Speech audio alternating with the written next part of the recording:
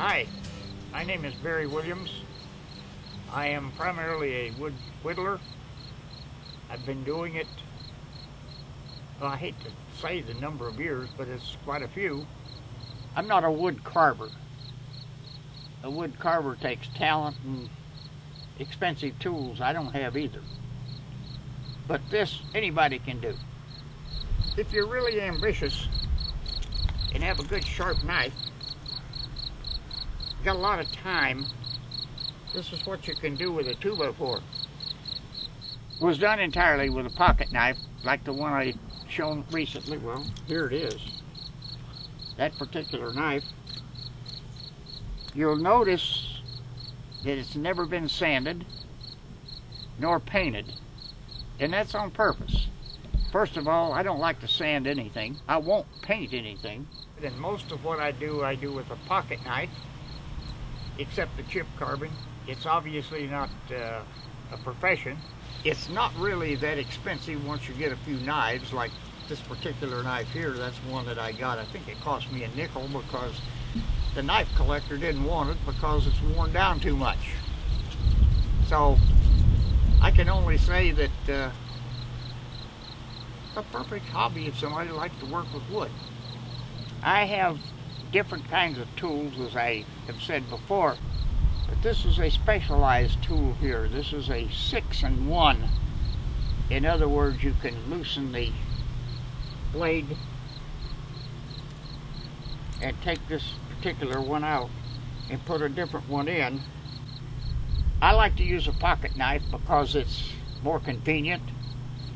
If you want to fold it up, you can put it in your pocket. This one, you can't do that with it. It just won't work.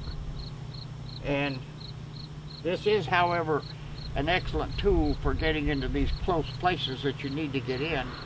As I said before, don't ever be in a hurry, because if you are, you're going to do one of two things. You're going to ruin what you're working on, or you're going to cut yourself, or maybe both.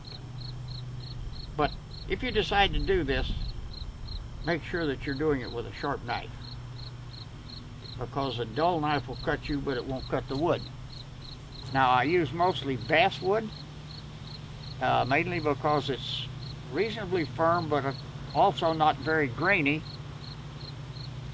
It is expensive if you go to a wood store. My youngest daughter, who lives in Milwaukee, bought me a 2x6 piece of basswood, 5 feet long, for Christmas a couple of years ago, which I can take to a saw and cut it out and make my own blanks. Like, well, this is one I cut out myself.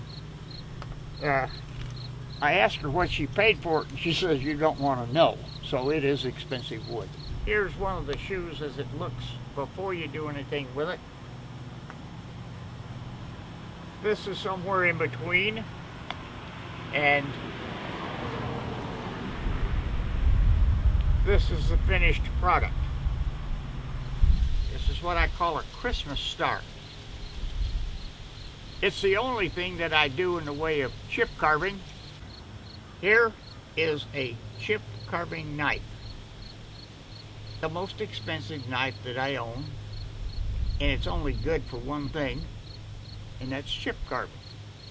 It's extremely sharp on the point, which is primarily what you use. You don't even use this part back here at all. It has to be kept honed extremely sharp, or it'll drag and it will not cut the way it's supposed to. The stars that I have on here is the only thing that's predetermined. You make the outline of the star, and then you take a straight edge and a pencil and you draw whatever design you want on there. It's strictly up to you.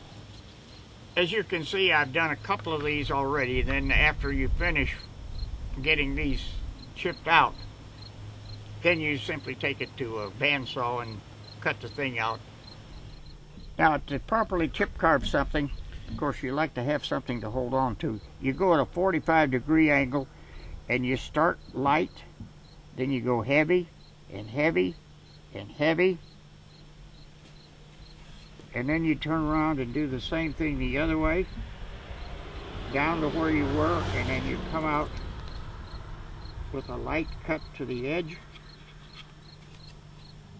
And then you go back and you make your cut back here, and if I've done this correctly, that chip should come right up. And that's how simple it is. So if you're in a hurry, don't do this. Now, I started probably when I was 13 years old. An old gentleman in North Carolina showed me how to do this, and we were at that time using maple. And of course, during World War II, the Japanese and Germans kept us too busy, so I didn't do anything then. And then, of course, as soon as I got out, I went to college and started making a living and raising a family. So this was kind of put on the back burner for a few years, but I then started picking up the idea.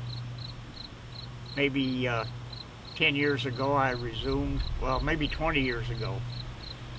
And for somebody who likes whittling, it's a fun thing to do. And if you like working with your hands, and if you like working with wood, and if anyone is interested in this kind of a hobby, go for it, because it's absolutely a lot of fun, takes up a lot of time, and well, for whittling you don't need expensive tools.